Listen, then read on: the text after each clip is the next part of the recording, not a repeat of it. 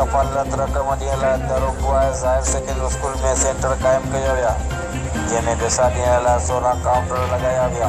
शहर जे भरपासे सवे औरतूं सख़्त गर्मी बावजूदु सेंटर ते पेकी रक़म हासिल कई। सेंटर ते औरतुनि जी सहूलियत लाइ तमामु बहितरीन इंतज़ाम कया विया। स्कूल जे ग्राउंड ते शामियाना लॻाया विया, छांव कई वई, कुर्सियूं कोन लॻाई वयूं, जॾहिं त पीअण जे पाणी लाइ थधे पाणी जो बंदोबस्तु कयो वियो। सिक्योरिटी जे हवाले सां सेंटर अंदरि ॿाहिरि वॾी तइदाद में पुलिस एहलकारनि खे मुक़ररु कयो वियो, जॾहिं त औरतुनि खे वारे सां अंदरि मोकिलियो पियो वञे, जंहिं करे रश हुजण बावजूदु सूरत खे कंट्रोल करे हेठि ओॾां SSP सोयाज़ीन बेगम कानपुर ऐं पाक फ़ौजी जी जवान सां सेंटर ते पहुची सूरत जो जाइज़ो वरितो ऐं जेल इंतिज़ामिया ते एतमाद जो इज़हार कयो वियो।